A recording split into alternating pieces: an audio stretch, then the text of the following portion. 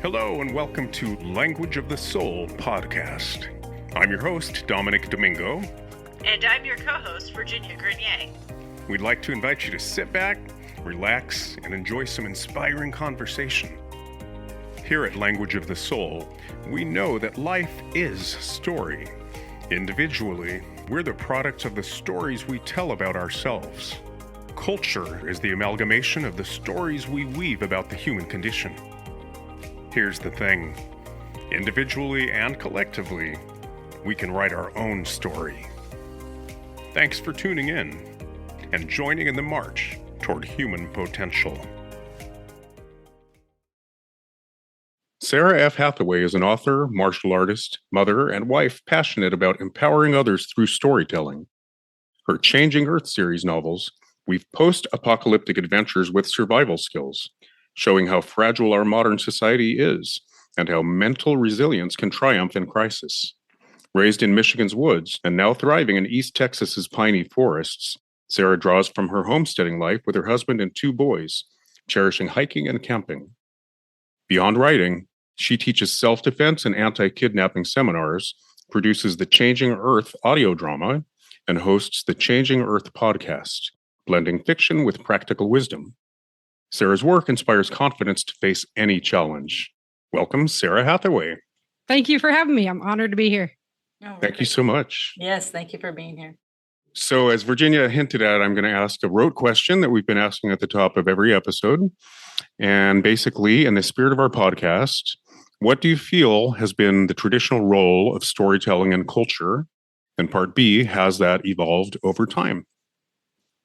I would have to say the traditional role of storytelling has been to pass down important social knowledge and experiences so that we, as the next generation, can learn from our elders, from what they went through, without having to stumble down the same roadblocks that they did. Now, whether we translate and actually comprehend those stories is, another topic. Mm-hmm. But I think teaching skills, teaching moral values, that's really has been the primary importance of storytelling, to tell the news. Mm-hmm. And I don't know that it's evolved too much over time. We're telling a lot of the same stories in different ways. I love that. Oh, I love it. I think you're one of the first people who said that. So We had one other person at least say, it was Joshua. Mm-hmm. Yeah. Said it has not evolved. Now the form, right? The formats, the techniques, the genres, the subgenres, maybe that changes. But yeah, he was pretty convinced. Anyway, I don't want to jump in, but you can look at the Shakespearean templates and there's a reason they still encapsulate the human condition perfectly. We don't evolve that quickly. Yeah. Yeah. And I think they're so important and kind of so formatted, I don't know that formatted is the right word, but they just resonate so deeply with us that there's not really a need to change it. Yeah. And I would add that's where Virginia, you know me, that's where the resonance comes in, right? When we get to rely on those old tried and true templates of whether it's the Greek tragedies or the Shakespearean templates, I think that's where the resonance lies because it's in our cellular memory. Okay. Yeah. Virginia. Yeah, no, I agree. So with that, because I know your series, it focuses on nature and survival stories. And again, there's a lot to learn from people who go through those situations, the law of symbolism and just life in general that you can tie to that, even if you haven't been in a disaster or a loss type scenario. I'm curious, in your series, you have your character Erica, who's a main character that's in there. Tell us a little about her and like how that ties to the stories that we kind of tell ourselves when we're in those situations. Like how do you liken those together? So Erica, I wanted her to be very relatable as a character. Mm-hmm. Not like an over-the-top superhero, because I wanted everybody to feel that this was information that they could take and apply to their life. So if you remember Erica doing, some skill, whether it be like butchery or how to start a fire or her herbal healing, those are things you can actually apply to your life. When she's in a situation where she has to use self-defense or something like that, again, it's not anything that's like a spectacular move. Now, granted, she is the hero. So, but there's a lot of times in my stories when she's not the hero and she has this really big support network to help her out. And so I think that a lot of our stories kind of overemphasize the hero and not enough of the community that's there to support them. And so I really wanted to make her relatable on that level, as like any woman could be like, yeah, I could do that. I don't have to be Superwoman. I don't have to be, some incredible superhero. I can do those. I could get myself out of this mess as long as I slow down and think and apply some skills that all of us have. Right. And I know, and like your bio brings up the fact that you've got the background in martial arts. And I know that's like a big thing within the martial arts community too. And the fact that they pass down those traditions, those stories about having strength, but it's also the support of, your sensei that you learn, very, I don't want to say tropes, but very metaphoric type understanding of life in general. So it's not just like, oh, I'm, just self-defense and, how to protect myself if somebody bad comes up. Does that track for you? I mean, Yeah. I'm just kind of curious, what takeaways did you get in that learning those skills? One of the hugest takeaway from martial arts is the mental fortitude. Much more so than anything you can do with your body. It's the mental fortitude. And, 90% of winning a self-defense situation is going to be that mental fortitude. And so is awareness. Situational awareness. Right. I mean, your head's up, you're looking around, you're paying attention to life instead of staring at a phone. Right. Yeah, right. No, but we've also, I've heard it said by some of our guests actually that, yoga, it's very trendy, but it's not just something you do to relieve stress. It's a whole lifestyle and a spiritual practice. So isn't that true of martial arts as well? It's a whole philosophy. Yeah. Getting your black belt is not about reaching your black belt. It's about reaching the level where you're able to self-practice now. You're wearing, they put a black collar on them a lot of times as well, because you're wearing the yoke of responsibility now. You've been trained to the point where you should understand the mental fortitude. You should understand the discipline and the integrity as a martial artist to be able to apply that to life. And one of my favorite groups of people to teach are elderly and women. And elderly, just because you can watch them come in and they're going, oh, well, I'm too old to do this and I'm too old to do that. And then just through practice and stick-to-itiveness, now their body's doing things that they didn't imagine they could do again. And that's wonderful to watch. It's amazing. I have to, sorry, Virginia, you knew I was going to jump in, but our life experience always comes in like what literally just happened today. And there's a beautiful synchronicity to that, but I'll try to make it short. I saw a puppy in my neighborhood. Bowie wanted to go up and meet a puppy and he was kind of amped to play. So I let him and he comes on a little strong, but I quickly realized the puppy was paralyzed. And the little wheels were sitting there next to his daddy, but I didn't see them at first. But he got around pretty good and they played in close proximity very well. And I even commented, wow, he does pretty well without the wheels. I get home and my friend Ramin, we exchange little, viral videos pretty regularly.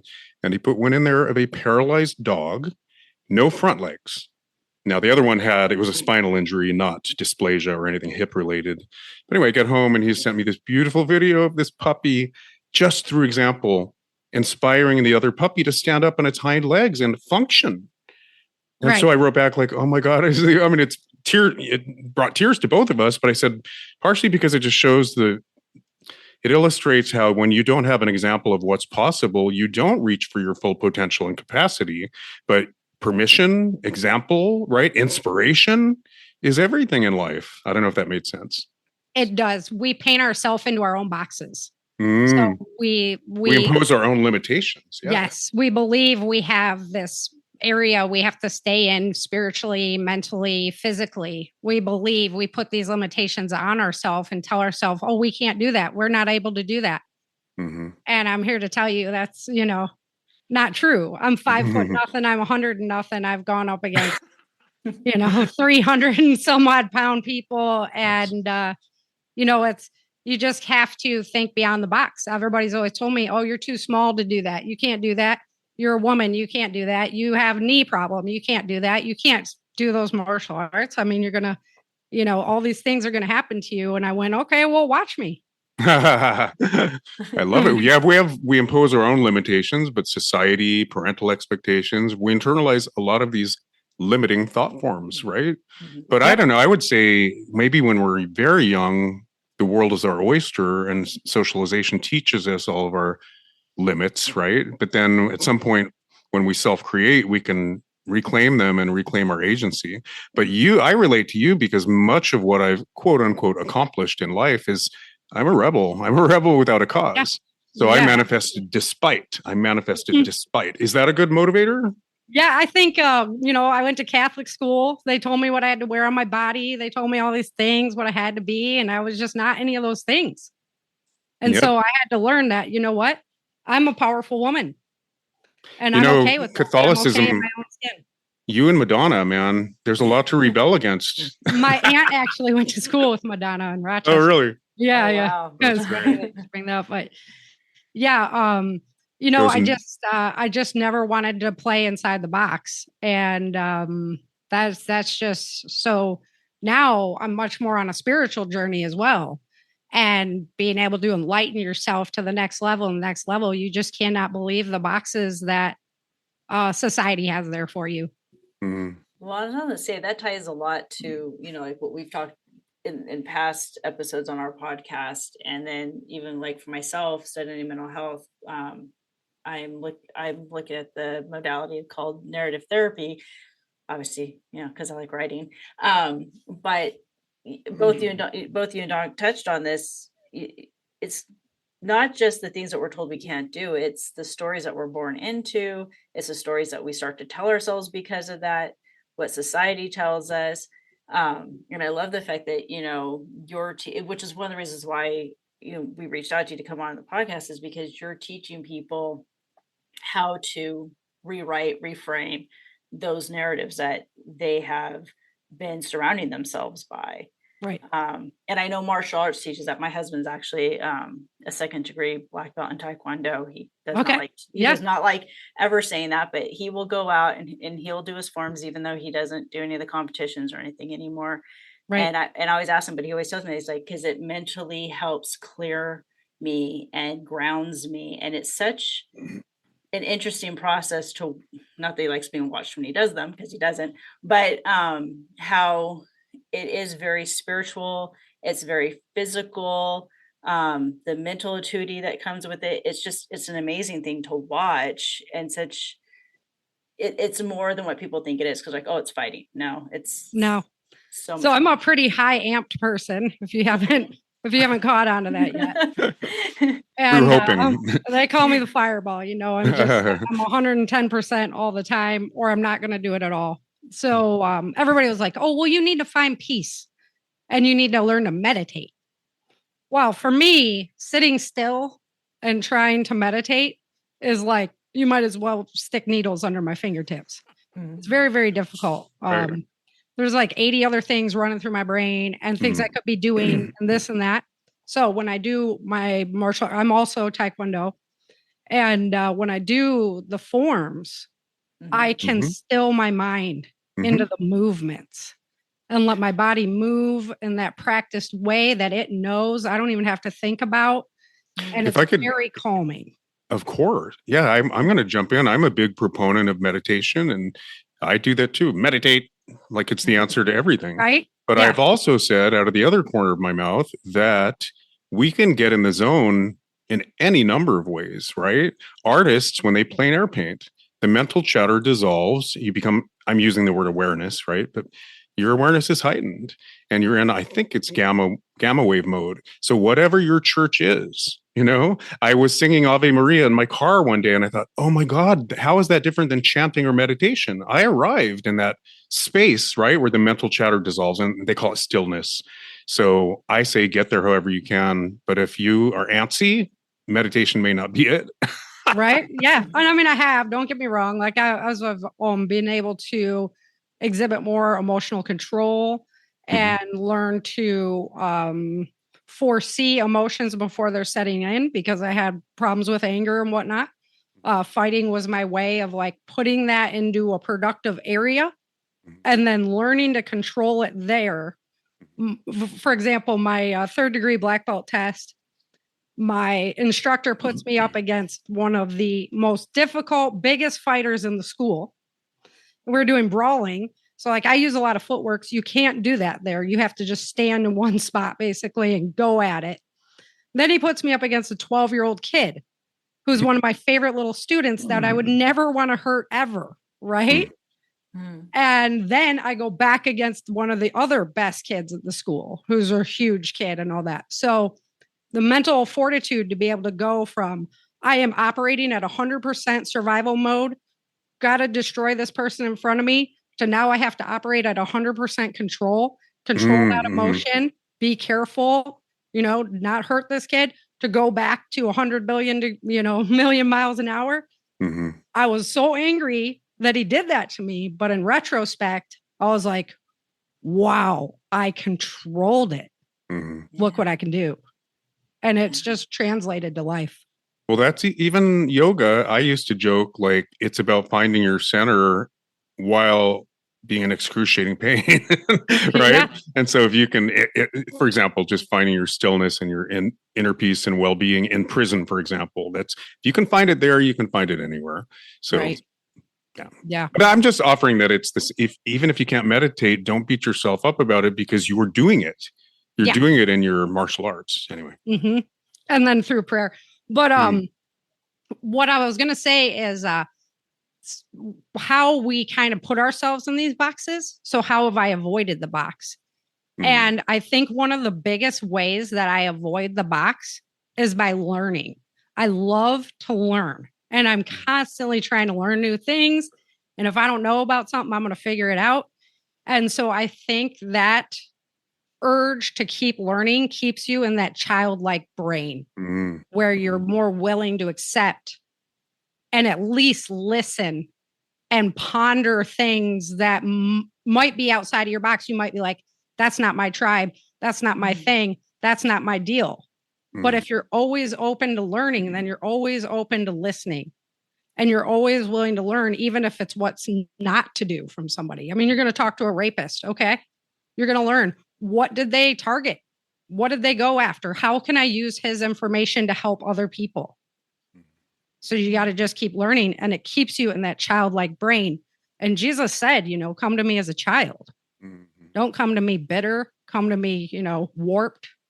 Come to me as a child. And that's the way I've been able to go, yeah, I'm going to stay childlike. I'm going to bounce around. I'm going to have fun. And that's me.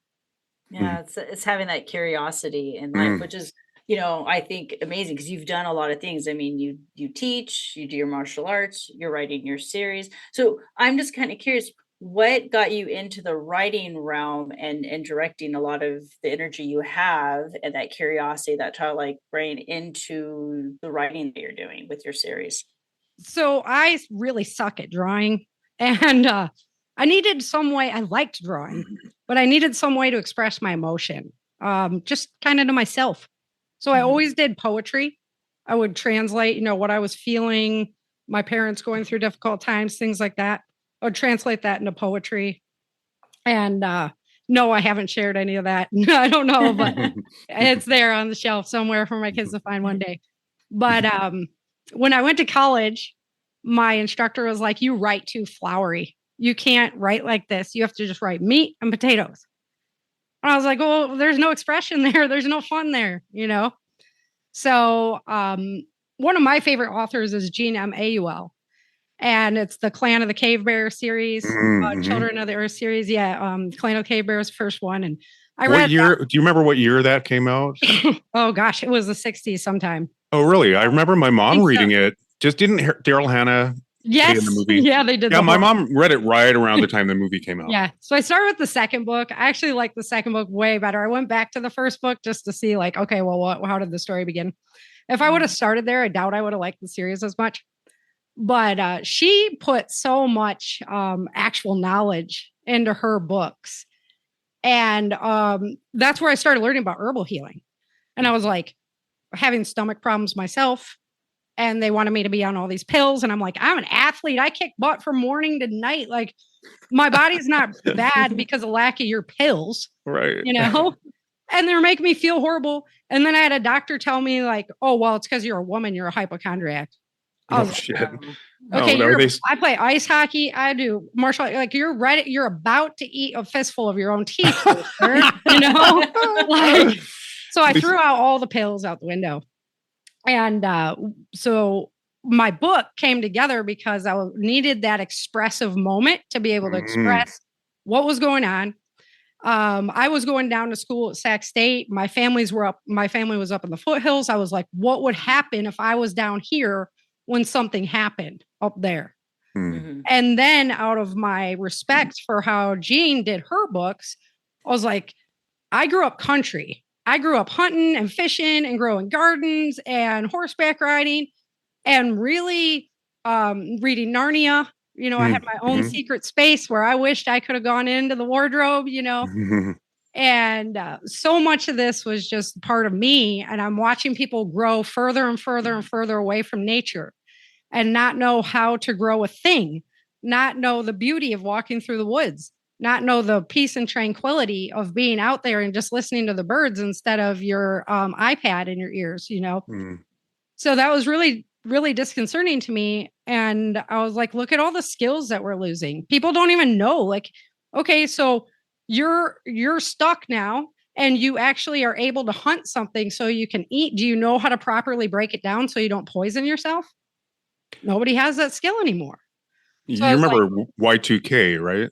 Yeah. Oh, yeah. Yeah, it turned out to be nothing. But even back then, I joked like, no, people would not know how to rub two sticks together to start a fire. Like, and we're only more dependent on our GPS now. Like, we're screwed, basically. Yes, and that's the thing. Like, so you go out in the woods, you're able to kill a deer for your family, and now you eat as much as you can, but you can't eat that whole animal all at once. Now, what do? What do you do with it? You're just going to let it rot there?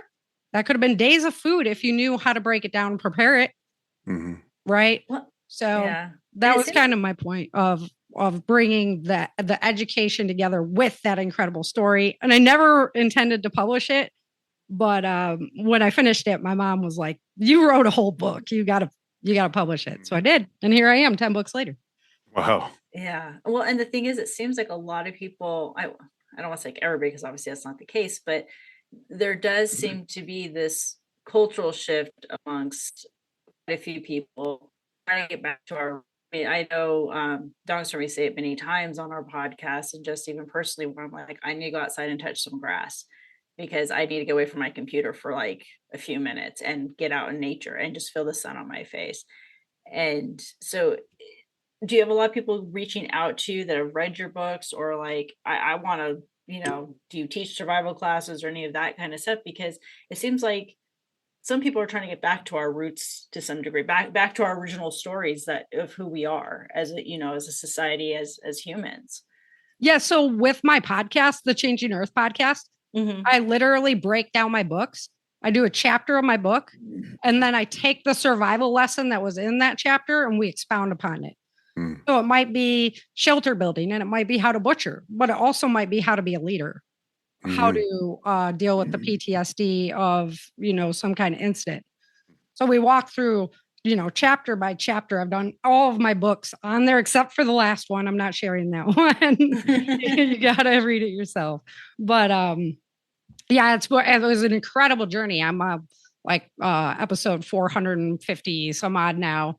And we've explored a lot of topics out of it. And to me, I know money is important. I got it. Like I work my 40-hour work week and everything, but my self-defense teaching and my anti-kidnapping classes, I only ask for donations. All of my information's free. I mean, you can go onto my website and learn so many skills that you want to learn. And you can walk through my podcast chapter by chapter of all the books and get all the information. And yeah, I probably should be charging or something like that, but I just felt called that it was my mission to help people prepare. And then in 2020, when COVID went down, when I'd first started out on my author journey, I had this one lady that, we're from two different walks of life. Here I am with Day After Disaster, and she's got her book on picking dog names. So, but we did booths together and we got along really well and everything. And she read my book. And then she reached out to me after the pandemic, and she only had one lung from a surgery that she had to have done. And she was like, Sarah, because of you and your work and your book, you opened my eyes up, and I prepared, and I had enough food to make it through that whole pandemic without having to put myself at risk by going to the grocery store. Wow. And I just really wanted to reach out and say thank you. And so that, to me, can you pay for that? No, that's worth more than gold. Yeah. Beautiful. I agree. And I think that's what really ties us into that human connection and the need to share our stories with each other, because we all can learn something that we didn't know before. I mean, that's the whole reason why we started the podcast, was because of Dominic's book, which he actually wrote during the pandemic as well, and named the podcast after. And are you going to say anything about that, Nick? Well, just that I think it's beautiful. I mean, I don't know how often you get the validation that you're making a difference with people, but that feedback is everything if it's a calling or a ministry, right? And I'm kind of fascinated, I know that I had not an origin story. I didn't have some, the clouds didn't part and, beams of light didn't come streaming down. Yeah. Well, but I do frame it as a brush with death. It changes everything, and it changes your perspective and, your priorities. So suddenly connecting your voice with a sense of purpose becomes very important. So we have had a lot of guests, right, Virginia, who identify as such, that absolutely there's a reason it was put on the front burner for me. And so you gave us a lot of background there, and I love how your love of the Narnia Chronicles, for example, kind of got married with your drive to share information. But it sounds way more personal, and you hinted at PTSD. And I'm also noticing in one of your answers here, I can't help but think about that Naomi Watts movie with the tsunami. Did either of you see that? I haven't, but I know when you're talking about, I want to see it. I forget the name of it. And I just felt like for sure you'd relate to that, because she didn't know what she was capable of, right? But she rose to the occasion and had superpowers. But I'm not sure what the main theme of that movie was. I think it was the driving force of love. And, Tonga talked about that too, that resilience and perseverance is often driven by love, your connection, right, to your children or your family, whatever. Anyway, I'm all over the place here, but I just wonder if there was a specific moment where everything came together for you. And was it a come to Jesus moment or something less distinct? What in your background made you want to empower people with the information that you're presenting in a narrative format? I don't know. Yeah. I mean, like I say, I just started. It took me 8 years to do Day After Disaster. And it was just always there. It was just I guess it was because I was doing the mental push-ups of the thought process of, this is the world we live in. What if tomorrow we lived in this world? And it just sounds like everything came together. Things were germinating, but it all came together. Yeah. One of the first stories you're going to come upon in my book, Day After Disaster, a woman's being raped. And Erica comes upon the scene, and she has the option, do I walk away? And I need to get home to my family. Am I going to put my life at risk for this lady that I don't even know? What is the mental, what the mental push up of that for me was like, okay, those are the things I want to explore with my own psyche, and then put them into a book. And so she does help. Of course, I would help, I'm not going to, but she does help. And spoiler, but she can't save the lady. but her daughter is right there in the bushes. So she ends up saving the child. And if she would have walked away, that child would have been left for who knows what. So, you know, it was just little things like that. Yeah, that I was like, I really want to explore that. Virginia, I wanted you to jump in. I know you have plenty to say about this, but to me, I've said on this podcast, Virginia, many times we write thinking we're addressing certain themes or imparting something, but often we are working out stuff inside and we're coming up with policy. That's how I put it. Like when I finish even a short story, I go, okay, now I can move on to the next chapter, literally in life, because I've worked through it and I now have a policy. Yeah. Well, anyway, Virginia, you can play psychologist if you want, but I think it's beautiful. I'm not judging or anything. I love when our personal experience drives us to share what we've learned, if that makes sense. Or yeah. Go ahead, Virginia. So sorry. No, you're fine. No, that's the whole point of our podcast is we all bounce off of each other. Well, and I was gonna say too, what I love about the work, like your books that you're putting out too, is even though you're working out things, it's also making those who are picking it up as readers, making them stop. When I used to teach writing, like writing 101 for new writers for children's young adults, one of the first things I always told them in class is, when you go home tonight, I want you to go stand in front of your mirror and I want you to take a hard look at yourself and not just look at your reflection and go, yeah, of course, that's what I look like, oh yeah, I guess I should probably get a haircut today or whatever, or I need to shave. But it was always like, really look into your eyes and really look to see if you know the person that's reflecting back at you.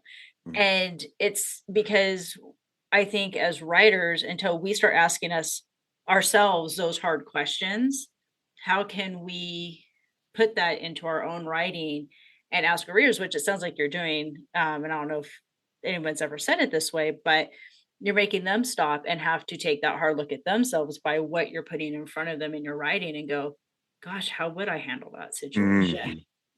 Yeah, I write the town of Auburn that I used to live right by there. I write that in my stories. The first book is all around the town of Auburn in California. And like one of my friends, she's like, I went down to Auburn after reading your book and I'm crying because I'm like picturing your world, everything that's happened here. And, she was literally crying and I was like, well, I'm sorry. She's like, no, don't be. It's made me really think. Do you get that feedback often? I've said to comfort myself, like, yeah, my book is not the next Harry Potter. Sure, I think it deserves to, be the next Alchemist printed in more languages than the Bible. I believe my work should reach everybody. But sometimes you just have to go, you know what? If it changed one heart, and I jokingly say a cornfield in Iowa, my job is done. So is that enough for you? Or do you hear that? Do you feel like you're making a difference on a large scale? How often do you get that kind of feedback? So not as often as I'd like. I always tell people like, please get a hold of me. I've had some people that have become like lifelong friends. My co-host actually on my podcast, we met because he started reading my books and then I'm totally available to reach out to you. And so he started reaching out to me like as he was reading them. And then he'd be like, "Oh no, you're not going to do that, are you?" How dare you? Yeah, and that was we have a lifelong friendship now. I go visit him every year, and it's that was probably the most rewarding experience. I'm always like, feel free to reach out to me as you're reading my work. I love to hear like, I can't believe you did this or that, or, and so I do love that. I totally understand. It's really hard for us as authors because like, we don't get to look through their computer at like what their facial expressions are, Well, I call it the completion of the circuit, right? There's 7 models for the creative process. And my sister and I compare notes and we just think there should be a version that talks about, does it collect dust under your bed? Does it change one heart? Does it change the world? And it doesn't have to do with your desired outcome. It's the real completion of the circuit. So I'm just feeling my age and I'm feeling legacy is becoming more and more important. So I worked on fucking Lion King, dude. So do you think any one of my 22 nieces and nephews have ever asked me a thing about it or picked my brain? Like, I'm just getting older. I love it. Well, it's just the odd grown man in an Uber who will go, dude, that was my favorite movie as a kid. And I'm like, but you're a grown man and it seems like yesterday to me. But I live for that. Yeah. I'm not getting it from my nieces and nephews. I keep saying that. I should stop saying that. But yeah. it means everything to me that, that moment in time, we put a lot of blood, sweat, and tears into that film. And God knows it went global, but you awesome. don't hear it. Awesome. You don't hear it very often. So. Yeah, no, it was definitely a classic. It's definitely a classic around our house for sure. I think that people actually feel like, well, I don't want to burden you. And it's like, man, burden away. Like, I'm good. Community is so important. And I'm on this like preparedness journey. So I published my book and everybody's like, oh, you're a prepper.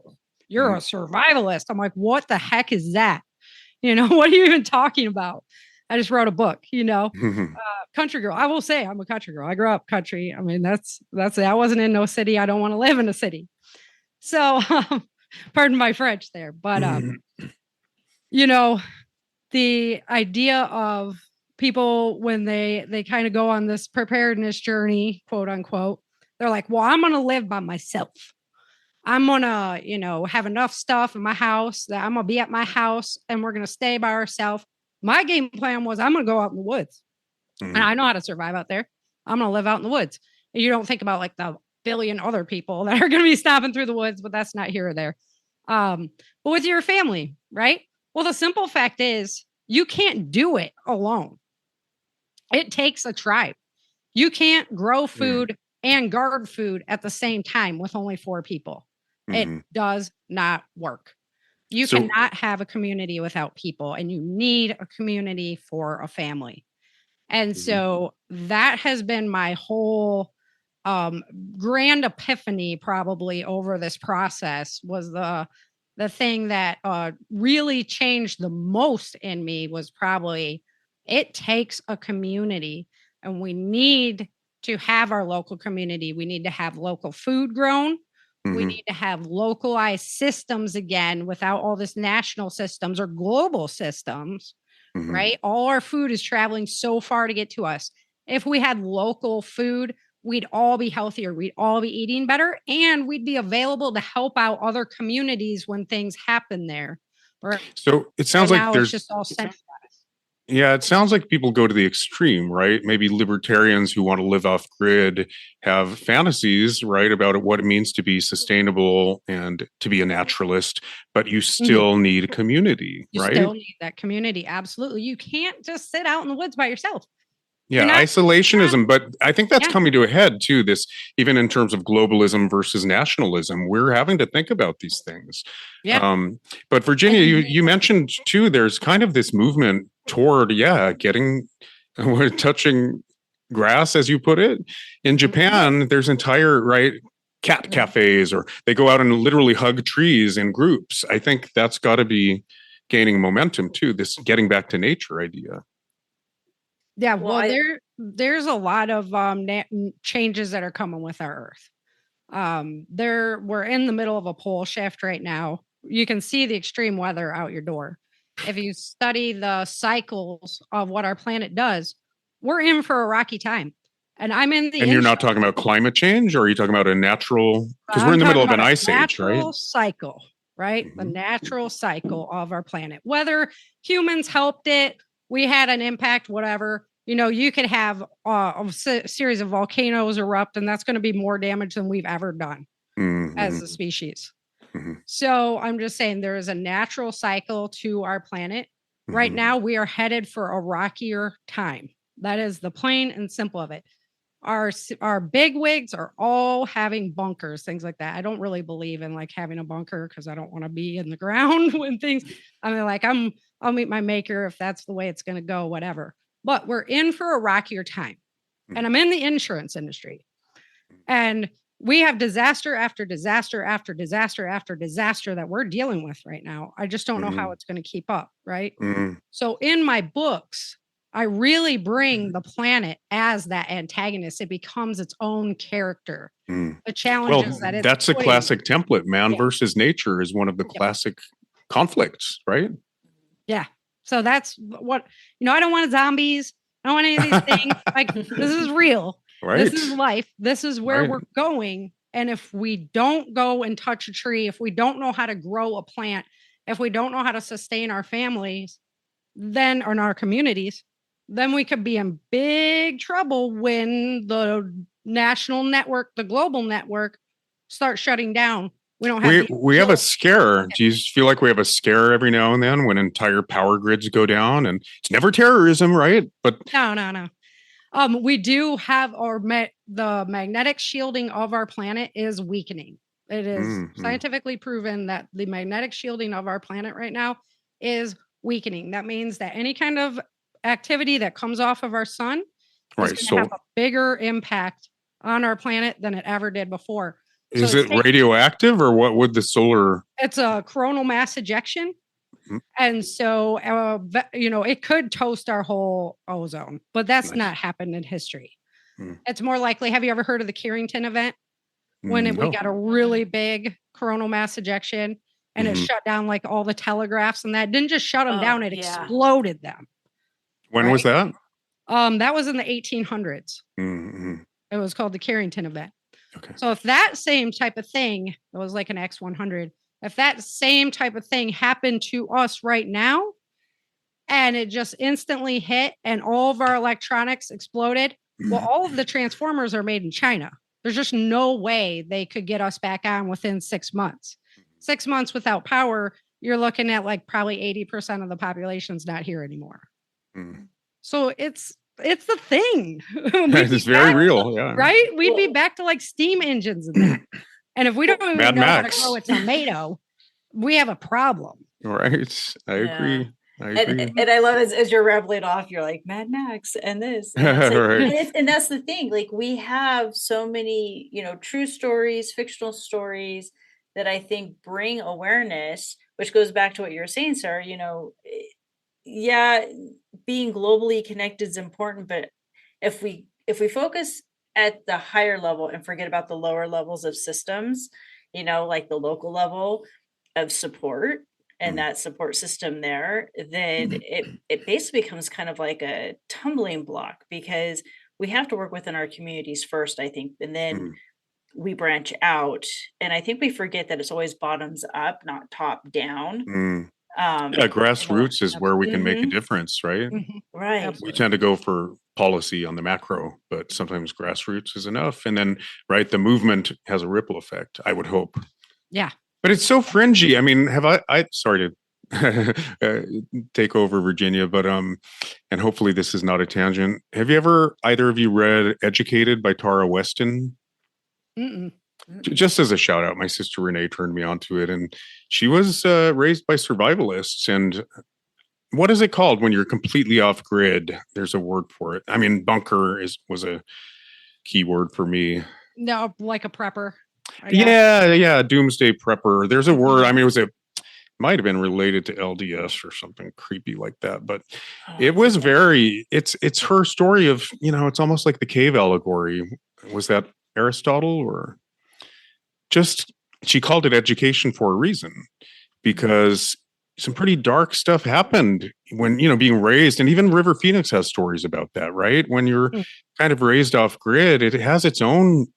Yes. Yeah, I have a friend. Grim outcome, Yeah, I have a friend who was raised by like hardcore prepper parents, and like, instead of investing in his music skills or whatever, they were busy putting food back.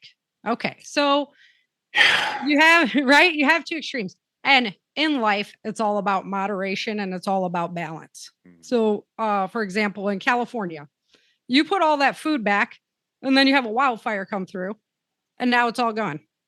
Like, what good did it do you, right? So for me, if I was going to preach like on a soapbox, if I'm going to preach any one thing, I would say skills.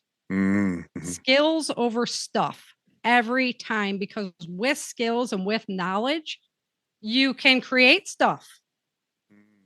So, but if you have the stuff and not the skills to be able to use any of the stuff, you have a bunch of useless garbage. Right. And that's right. True. Yeah. Right. Everybody's like, what do I gotta buy? Well, you don't have to buy anything. Get outside. Well, I'm the guy who's gonna say, whether you become a survivalist or not, or a prepper, whatever extreme you want to go to. I agree with you that it's about skills, because if I was to diagnose and say, what are the major threats to our survival as a race right now, and it's not just the United States, it's all of Judeo-Christian Western culture, we're too consumerist for our own good, right? We nothing is sustainable. We don't have the resources to sustain greedy capitalism. So patriarchy, greedy capitalism, consumerism, isn't that enough to tackle? Like, if we could just strike a balance on some of those fronts, maybe, I don't know. And I would add that it's consumerism and capitalism without virtue. Well, because yeah, there's responsible capitalism. Right? I've been hearing that one. Not greedy, but responsible. Take, for example, Hershey, right?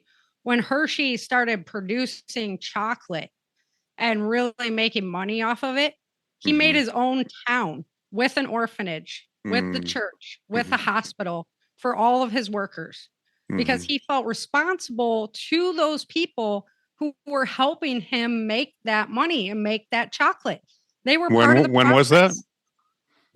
He did his in 1900. Wow. And that's what Hershey, Pennsylvania. Pennsylvania is Hershey, Pennsylvania, because he created the town around his factory.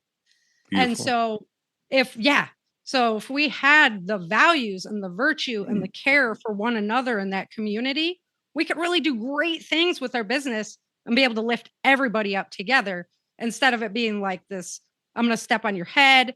And now people are like, well, I'm just going to job hop because that's the best. There's no company loyalty anymore and things like that, because, well, why should you be? Why should you be? I say you picked up on it, and Nick said it a few times too. Dominic said it as well. It's that creating, and that's where we bring in that inspiration, that intuitiveness. We just talked about this recently, Dominic, in our last podcast that we just, recorded, about how technology and more of society, as we get to where we become consumers, we're losing that fundamental part of who we are, of our soul, of our deep empathy, because we're not creating, we're not using our skills, we're not listening to the universe on what we could be contributing toward for everything. Help humanity. To me, it's the same conversation. It's called interconnectivity. When we can embrace our interconnectivity, right, not just with one another, but with all of life, right, and with the earth, that'll be our salvation. But we are isolated. I mean, it does. It comes up every episode, Virginia. We think the internet has made us the world a smaller place, but actually, it's forced us, ironically, into isolation. So anyway, it's all interconnectivity in my world. It has. You're not lying. It's true. Well, we do. There's a lot of, anyway, I am in the city, and you're my idol. Lately, it's just like, oh my God, the helicopter's alone. I would kill or die to get away from the noise pollution. Yeah. But I defend LA every now and then. But I just feel like we lose sight of our interconnectivity, and privilege and entitlement doesn't help, right? When you have your needs met and you don't need to be dependent on your neighbor, it's really easy to fall into this sort of. And then if we're not careful, it's like, well, this company now owns this neighborhood. Here's the food on your list. They'll just deliver it to your door. You don't have to worry about it. Just stay in your domicile, keep working. Right. And that's, I mean, our taxation levels are reaching worse than the Israelites were taxed in Egypt. So, I mean, it's just something to think about. Well, and I don't think there's anyone with one twisty mustache. I think there is a deep state. Now I'm saying too much. I do think politicians come and go, but there's an agenda beyond any one administration. And it does seem like a great way to control the populace is to not just divide and conquer, but to isolate. I'm convinced my algorithm is intent on keeping me behind closed doors. Do you know what I mean? Just looking at tits and ass all day. I'm not kidding. I think it's that specific. Yeah. Like, anyway, now I've said it all. Isolation with the illusion of freedom. Yeah. Wow. Yeah. So you don't even know you're in your own prison. Wow.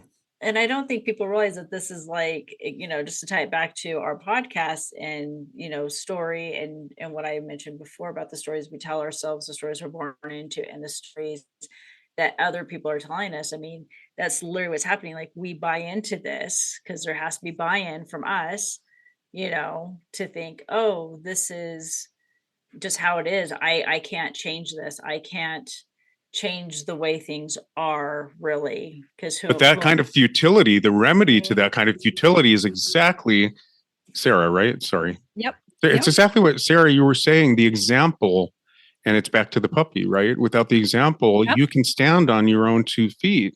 I'm being really corny now. But like, you must believe we're redeemable because you're giving us an example of what's possible. Yes. Yeah, I don't think it's too late. I think people are waking up from the dream, from the cloud, and kind of going, huh. And the more that the earth pushes on us, the more we're going to understand that we're not here without the planet. And the planet is not a rock. Like, it's not just this stable thing. We've been so blessed with the most stable time period of any species on this planet.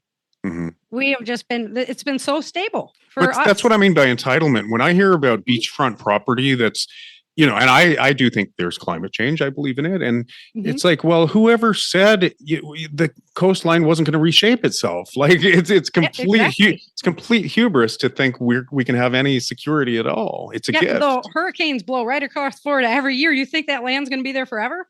I mean, it's only a matter of time. You can't just dig up more sand and keep putting it back forever. That's what they do. That's literally but God love humans for, right? Thinking we're resilient. Man, we got perseverance like nobody's business. We're like, oh yeah, we can definitely, we're good. Sell that piece of land. It's good. Sometimes I wonder if it's a little bit of disillusionment because, like, so where I'm at in St. George, we have what's called, they literally call it the 100-year flood. Like, it is literally nicknamed the 100-year flood. So, about every 100 years, there's going to be a flood in a very specific location of where I live out here in Washington County. And there are houses right along the Virgin River. And when we first moved here 20 years ago, it was about that time frame. And I feel bad for all the people who lost their houses into the Virgin River, but they were shocked that their house fell. And going, like, whoa, how'd that happen? Right. In Sacramento, the floodplain, we just got done rebuilding from last year. Well, here's your sign. I mean, hello. Well, in LA, it's the cycle of, wildfires, then the floods and the landslides and the mudslides. And it's like, well, how about just don't buy in Runyon Canyon? Don't buy a house on stilts in Runyon Canyon. If you can afford the insurance, awesome, go for it. Every year they do it. But that's what I mean by God love humans for their hubris. Yeah.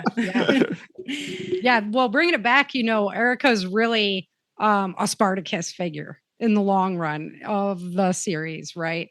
So she finds her family. Spoiler on book 1, but it's still very much worth the read. But then we go into what did society do? Because there was this great earthquake.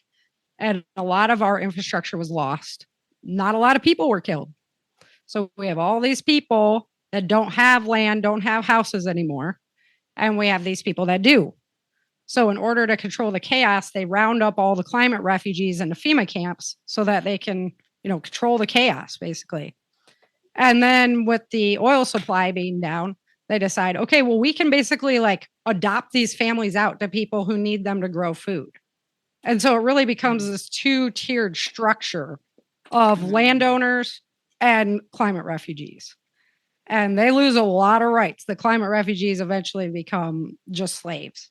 I really got into the horrors of human trafficking, and I was completely appalled that people are still living in slavery today. Like, I was told in school, that doesn't exist anymore. And then come to find out there's over 300 million people on our planet still living in slavery in a world where this is not supposed to be legal anymore.